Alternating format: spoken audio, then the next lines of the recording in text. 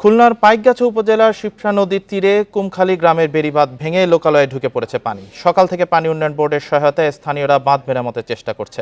এ নিয়ে আরো জানাতে খুলনা থেকে যুক্ত হয়েছেন সহকর্মী এইচ.এম. শামীমুজ্জামান। বাঁধ ভেঙে পানি লোকালয়ে ঢুকছে, এখন কি পরিস্থিতি, সর্বশেষ পরিস্থিতি জানাবেন।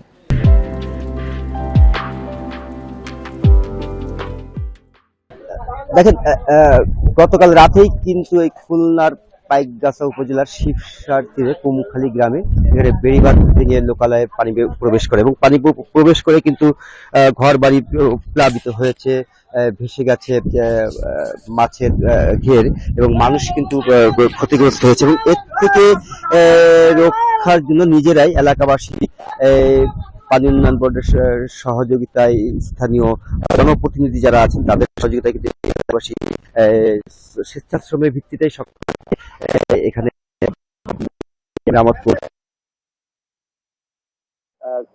অনেকটাই শেষ পর্যায়ে, শুধু পাইকগাছা না, আমি যদি বলি যে যেই ঘূর্ণিঝড়ে কিন্তু খুলনার দাপক, কয়রা, পাইকগাছা, যে উপকূলবর্তী যে তিনটি উপজেলা রয়েছে, সেই উপকূলবর্তী তিনটি উপজেলার বিভিন্ন স্থানেই বেড়িবাঁধ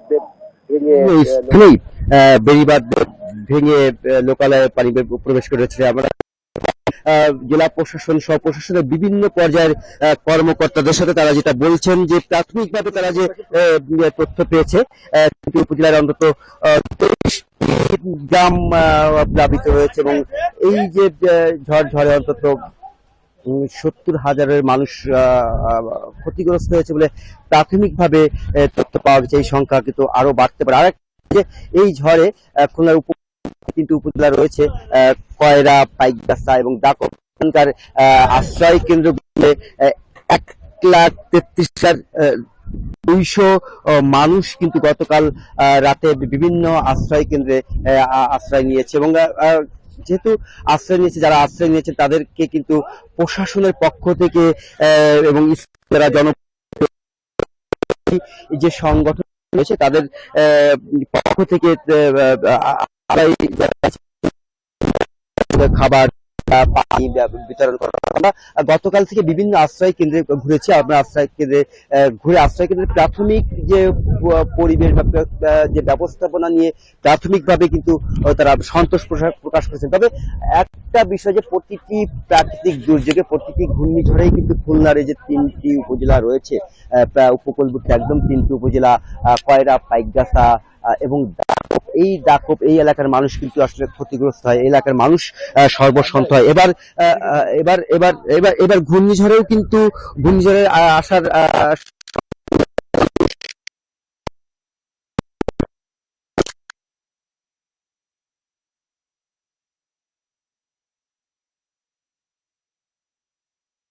ঝুঁকিপূর্ণ যে বাঁধগুলো আছে তারা মেরামতের চেষ্টা করেছে এবং বাঁধ ক্ষতিগ্রস্ত যে বাঁধগুলো হবে তা মেরামতের জন্য সব প্রস্তুতি তাদের ছিল বলে তাদের পক্ষ থেকে দাবি করা হয়েছিল। কিন্তু তারপরেও আসলে এই ধরনের ঘূর্ণিঝড়ে বাঁধ ভেঙে যাওয়ার পর লোকালয়ে কিন্তু পানি প্রবেশ করে, মানুষ কিন্তু ক্ষতিগ্রস্ত হয়। কিন্তু মেরামত করতে যে সময়টা লাগে, সেই সময়ের মধ্যে কিন্তু মানুষের যে ক্ষতি, সে ক্ষতি কিন্তু হয়ে যায় এবং যে চিত্রে এবারও কিন্তু আসলে হয়েছে। এবার এই এলাকা, আমরা গতকাল এখানে এসে কিন্তু আমরা দেখেছিলাম এই বাঁধটি কিন্তু ওভারফ্লো হয়ে পানি লোকালয়ে প্রবেশ করছে এবং সে সময় কিন্তু এলাকার মানুষ বলেছিল যে এই বাঁধটি দীর্ঘদিন ধরে ঝুঁকির মধ্যে ছিল এবং তারা কিন্তু পানি উন্নয়ন বোর্ডের কাছে সংস্কারের দাবি জানিয়ে আসছিল এবং পানি উন্নয়ন বোর্ডের পক্ষ থেকে কিন্তু মেরামতেরও উদ্যোগ নেওয়া হয়েছিল বলে আমাদের কাছে জানানো হয়েছিল এবং আমরা এই বার্তা ভেঙে গেছে। এবং তাদের এলাকাবাসী যে প্রশ্নটা বারবার তারা প্রশ্ন যে এই যে একদম শেষ মুহূর্তে বাঁধ মেরামত বা বাঁধ মেরামতের নামে দীর্ঘসূত্রিতা, আর আসলে এটা একটা সাধারণ ঘটনাই পরিণত হয়েছে। এবং যদি এই বাঁধটি মেরামতের জন্য গত 2 বছর আগে কাজ শুরু হয়েছে এবং 2 বছরের মধ্যে কিন্তু বাঁধটি কাজ শেষ হয়নি, এই নিয়েও কিন্তু তাদের এক ধরনের ক্ষোভ ছিল। তারা যেটা বলেছে যে এই বাঁধটা মেরামতের জন্য আসলে 2 বছর লাগার কথা নয়, যদি বাঁধটা সঠিক সময়ে যদি পরিকল্পিতভাবে মেরামত করা যেত তাহলে হয়তো বা বাঁধটা ভাঙতো না, ভেঙে যদি বাঁধ না ভাঙতো তাহলে তো মানুষ ক্ষতিগ্রস্ত হতো না। তবে আমরা পানি উন্নয়ন বোর্ডের সাথে কথা বলেছি, যে সমস্ত জায়গা ভেঙেছে তা মেরামতের কিন্তু আসলে চেষ্টা করা হচ্ছে, এবং বিভিন্ন এলাকায় পানি উন্নয়ন বোর্ড, স্থানীয় প্রশাসন সহ এলাকাবাসীর সহায়তায় কিন্তু বাঁধ মেরামতের কাজ চলছে। হয়তোবা ঝড় থেমে যাওয়ার পরপরই হয়তো বা মেরামত শেষ হবে। আরেকটা বিষয় তারা যেটা বলছেন, যেহেতু ঝড় আঘাত এনেছে, যে কারণে কিন্তু আসলে কাজের গতি খুব ধীর গতিতেই কাজ হচ্ছে, কাজের দ্রুত গতিতে কিন্তু আসলে কাজ করা যাচ্ছে না, যে কারণে কিন্তু বারবার কাজে ব্যাহত হচ্ছে। আর অপরদিকে আমরা আরেকটা বিষয়, আমরা প্রশাসনের সাথে কিন্তু কথা বলেছিলাম, যে সমস্ত পরিবার ক্ষতিগ্রস্ত হয়েছে তাদেরকে তালিকা করা হচ্ছে, এবং তালিকার পরেই কিন্তু তাদেরকে আর্থিক সহায়তা দেওয়া হবে, এবং ইতিমধ্যেই বিভিন্ন স্থানে কি পরিমাণ আর্থিক সহায়তা দেওয়া হয়, কারে কি পরিমাণ সহায়তা দেওয়া হবে সেটা প্রাথমিক তালিকা করা হচ্ছে বলে আমাদেরকে জেলা প্রশাসনের পক্ষ থেকে বলা হয়েছে। তবে সব মিলিয়ে আমরা যেটা দেখছি যে খুলনার যে উপকূলবর্তী যে 3টি উপজেলা রয়েছে, কয়রা, দাকোপ এবং পাইকগাছা, এখানের মানুষের জীবন কিন্তু আসলেই এক ধরনের দুর্বিষহ অবস্থার মধ্যে রয়েছে, এবং তারা এই যে ঝড়ে ক্ষতিগ্রস্ত অনেকেই কিন্তু ইতিমধ্যেই মানবতার জীবনযাপন করছে, এবং তারা যেটা বলছেন যে প্রশাসনের পক্ষ থেকে যদি দ্রুততম সময়ের মধ্যে তাদেরকে সহায়তা না দেওয়া হয় তবে তাদের অবস্থা অনেকটাই খারাপ হবে। এর পাশাপাশি এই এলাকার মানুষ সবসময় যে দাবিটা করে আসে যে এই এলাকায় আসলে অস্থায়ী বাঁধ নয়, তারা যেটা বলে যে স্থায়ী টেকসই বেড়িবাঁধ, এই দাবিটি তাদের দীর্ঘদিনের। কিন্তু প্রতি বছরই ঘূর্ণিঝড় আসার আগে বা পরে প্রশাসনের বিভিন্ন পর্যায় থেকে স্থায়ী বেড়িবাঁধ নির্মাণের আশ্বাস দেওয়া হয়, কিন্তু ওই আশ্বাসই আসলে কার্যকর থাকে, এরপরে আসলেই তার কার্যকর বা বাস্তব রূপ কিন্তু আসলে এলাকাবাসী দেখেনি। এবং তারা যেটা বলছেন যে প্রতি বছরই এই যে বাঁধ নির্মাণের নামে যে টাকা খরচ না করে যদি স্থায়ী বেড়িবাঁধ করা হয় তাহলে এই এলাকার মানুষের দুঃখ ঘুচবে, এবং প্রতি বছর প্রাকৃতিক দুর্যোগে আসলে তারা ক্ষতি হবে না। তবে আমরা এই বিষয়ে নিয়ে কথা বলেছিলাম খুলনা 1 আসনের সংসদ সদস্য সহ এখানকার সংসদ সদস্যদের সাথে। তারা যেটা বলছেন যে স্থায়ী বেড়িবাঁধ নির্মাণের পরিকল্পনা নেওয়া রয়েছে, সেটা একনেকে পাশ হওয়ার পরেই হয়তোবা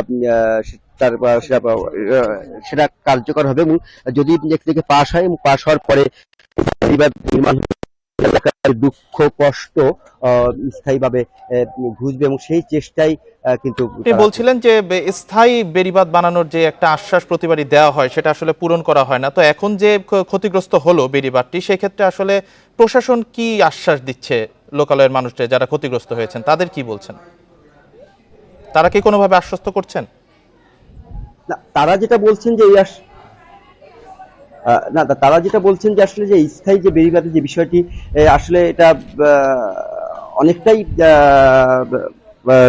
যারা দায়িত্বশীল পর্যায়ে রয়েছেন তাদের আশ্বাস বলেই আসলে তারা এটা মনে করছেন, এবং তারা কিন্তু এই নিয়ে বেশ ক্ষোভ প্রকাশ করেছেন। এবং তারা যেটা বলছেন যে যদি স্থায়ী বেড়িবাঁধ নির্মাণের পরিকল্পনা বা উদ্যোগ যদি সত্যি সত্যি না হয়, বা যদি দায়িত্বশীল যারা রয়েছেন তারা যদি সত্যি সত্যি আন্তরিক হন, তাহলে আসলে এত বছরেও কেন এখানে স্থায়ী বেড়িবাঁধ হবে না। তার কারণ কি, এখানে কিন্তু আসলে প্রতি বছর আমরা যদি বলি সিডর থেকে আইলা থেকে আইলা, ইয়াস, ফণি, প্রতিটা ঘূর্ণিঝড়েই কিন্তু এখানে আঘাত হানে, এবং অর্থাৎ এই অঞ্চলের মানুষের দুঃখ লাঘবের জন্য যদি স্থায়ী বেড়িবাঁধ নির্মাণের জন্য সংশ্লিষ্টরা যদি প্রকৃত অর্থে আন্তরিক হয়, তাহলে তো আসলে এত বছর লাগার কথা নয়।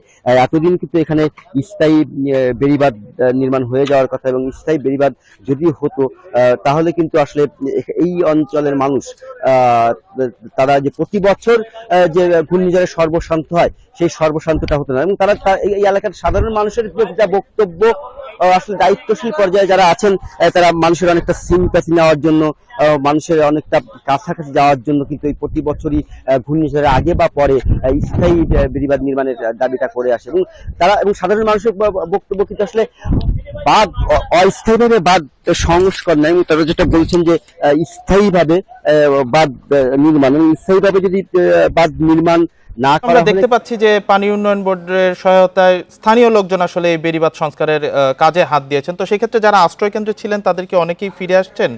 কি অবস্থা আশ্রয় কেন্দ্রের এখন? না, আশ্রয় কেন্দ্র আমি একটু আগে কথা বলেছিলাম জেলা প্রশাসনের দায়িত্বশীল পর্যায়ের কর্মকর্তার সাথে, তিনি এখনো কিন্তু কেউই আশ্রয় কেন্দ্র থেকে ফেরেনি। তার কারণ আবহাওয়া অফিস যে তথ্য দিয়েছে সেই তথ্য অনুযায়ী আজও সারাদিন বৃষ্টি থাকবে, এবং বৃষ্টির সাথে কিন্তু ঝড়ো হাওয়া থাকবে। আগামীকাল দুপুরের পরে হয়তো বা বৃষ্টি থেমে যাবে এবং পরিস্থিতি উন্নতি হতে থাকবে, এবং যে কারণে পরিস্থিতি যদি উন্নতি হয় তারপরেই কিন্তু আসলে আশ্রয় কেন্দ্র থেকে মানুষজন ঘরে ফিরবে বলেই আসলে মনে করা হচ্ছে। যেহেতু এখনো পরিস্থিতি স্বাভাবিক হয়নি, এখনো ঝড়ো হাওয়া রয়েছে, এখনো বৃষ্টি পড়ছে, অর্থাৎ পরিস্থিতি স্বাভাবিক নয়। এবং পরিস্থিতি স্বাভাবিক না হওয়ার কারণে কিন্তু তারা আশ্রয় কেন্দ্রে রয়েছে, এবং যদি কেউ আশ্রয় কেন্দ্র থেকে ফিরে আসতে চাচ্ছে তাদেরকেও কিন্তু প্রশাসনের পক্ষ থেকে আশ্রয় কেন্দ্র থেকে আসতে নিরুৎসাহিত করা হচ্ছে বলেই কিন্তু আমাদেরকে প্রশাসনের পক্ষ থেকে জানানো হয়েছে। অর্থাৎ প্রশাসনের যেটা লক্ষ্য, যে পরিস্থিতি যত সময় না স্বাভাবিক হয় তত সময় মানুষ নিরাপদে আশ্রয় কেন্দ্রে থাকবে, এবং তারা যাতে আশ্রয় কেন্দ্রে থাকবে তাদের যাতে কোনো অসুবিধা না হয়, তাদের যাতে সমস্যা না হয়, তাদের যে তাদের খাবার সহ অন্যান্য যে সমস্ত বিষয় রয়েছে সেগুলো যাতে সরবরাহ করা হয় এবং স্বাভাবিকভাবে যাতে সরবরাহ করা হয় সেই চেষ্টা কিন্তু প্রশাসনের পক্ষ থেকে করা হচ্ছে। শুধু প্রশাসন নয়, আমরা আগেও বলেছি যে আমি গতকাল রাতে বেশ কয়েকটি আশ্রয় কেন্দ্রে গিয়েছিলাম, আমি আজ সকালেও বেশ কয়েকটি আশ্রয় কেন্দ্রে গিয়েছি। প্রশাসনের পাশাপাশি কিন্তু স্বেচ্ছাসেবী যে তারা কিন্তু তাদের খাবার পরিবেশন করছে। তো আসলে এই মুহূর্তে আমরা যেটা দেখছি, আমি যেহেতু পাইকগাছায় অবস্থান করছি, আমি পাইকগাছা ছাড়াও আমি খোঁজ নিয়েছি কয়রাতে, আমি দাকপে খোঁজ নিয়েছি, দাকপ ছাড়াও খুলনা জেলার প্রতিটি উপজেলাতেই আমি খোঁজ নিয়েছি, এবং এখানকার মানুষ কিন্তু এক ধরনের আতঙ্কের মধ্যেই রয়েছে, যে ঘূর্ণিঝড়ে যে সর্বশান্ত হচ্ছে, এবং আগামীতে যে এই ধরনের সমস্যা যে হবে না, তারা যে আগামীতেও কোনো ঘূর্ণিঝড়ে যে তারা আবারও সর্বশান্ত শামীম, হবে যেটা না। বলছিলেন যে আগামীতে এই ধরনের সমস্যা হতেই পারে, তো সেই ক্ষেত্রে এখন যে স্থানীয়রা যেভাবে বাঁধটা সংস্কার করছেন সেটি যদি আপনি বলছিলেন যে বৃষ্টি অব্যাহত থাকতে পারে, আগামীকালও বৃষ্টি হতে পারে, সেক্ষেত্রে এটি কি আসলে যেভাবে সংস্কার করা হচ্ছে এটি কি আসলে টেকসই হবে? পানি আটকাতে পারবে যদি পানি বেড়ে যায়? আমি কথা বলেছিলাম এই স্থানীয় মানুষের সাথে, আমি কথা বলেছিলাম যারা কাজ করছেন তাদের সাথে। তারা যেটা বলছেন যে যদি পানির যদি বৃদ্ধি পায়, জোয়ার যদি বৃদ্ধি পায়, তাহলে এই বাঁধটা হয়তো বা টিকবে না। তবে তারপরে যেহেতু এলাকাবাসী যেহেতু আশাবাদী, সেই আশা হিসেবেই যে তারা শেষ চেষ্টাটুকু করছে যদি রক্ষা করা যায়। তারা বলছেন যদি এখন পানির যে গতিটা রয়েছে, যদি এইভাবে তীব্রতা যদি, তাহলে এই বাঁধ টিকবে, কিন্তু যদি ঝড়ের তীব্রতা যদি পানির তীব্রতা বৃদ্ধি পায় তাহলে হয়তো বা এই বাঁধটা নাও টিকতে পারে। কিন্তু তারপরেও আমরা প্রতিটি ঘূর্ণিঝড়েই আমরা কিন্তু দেখেছি যে এই রকম এলাকাবাসী কিন্তু স্বেচ্ছাশ্রমের ভিত্তিতেই বাঁধ নির্মাণ করে। যদিও আমরা দেখেছি বাঁধ নির্মাণ করার পরেই যদি আবারও ঝড় হয় বা জোয়ারের পানির উচ্চতা যদি বৃদ্ধি পায়, বাঁধ উপচে যায়, বাঁধ ভেঙে যায়, এটা স্বাভাবিক প্রক্রিয়াগুলো আমরা কিন্তু দেখেছি। কিন্তু তারপরেও মানুষজন বা প্রশাসনের দায়িত্বশীল পর্যায়ে যারা আছে তারা শেষ চেষ্টা হিসেবে এটা করে যে না, তারা আসলে প্রতি বছরই যে দুর্যোগ আছে তার সাথে প্রতি বছর সংগ্রাম করে, এবং সংগ্রাম করতে তারা একদমই যেমন সাহসী তেমন তারা আশাবাদী। তারা একদম শেষ পর্যন্ত কিন্তু তারা আসলে চেষ্টা করতে থাকে যদি শেষ রক্ষা করা যায়, এবং সেই প্রক্রিয়ারই অংশ হিসেবে কিন্তু তাদের এই কর্মকাণ্ড। এর পাশাপাশি আরেকটা বিষয় আমি একটু বলে রাখি, আমরা প্রত্যেকটি ঘূর্ণিঝড়ে দেখেছি, এবছরও কিন্তু আমরা দেখেছি যে এই এলাকার মানুষ কিন্তু সাধারণত আশ্রয় কেন্দ্রে আশ্রয় নিতে চান না, তারা ঘরেই থাকতে চান এবং তারা শেষ পর্যন্ত অপেক্ষা করেন যে কোন পর্যায়ে একদম বাধ্য না হয়ে কিন্তু কেউ আশ্রয় নেন না।